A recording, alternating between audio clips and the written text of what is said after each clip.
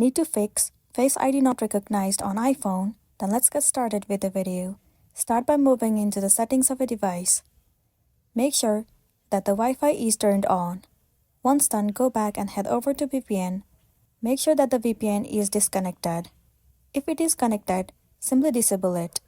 After that, the next thing you want to do is go back and scroll down. You need to search for the option screen time and then click on it. Scroll down and move into content and privacy restriction. Make sure to toggle off this feature. Once turned off, you might be good to go. Now go back to your settings and then head over to FaceTime and passcode. Enter the passcode of a device. You can see the option of Reset Face ID. Click on it.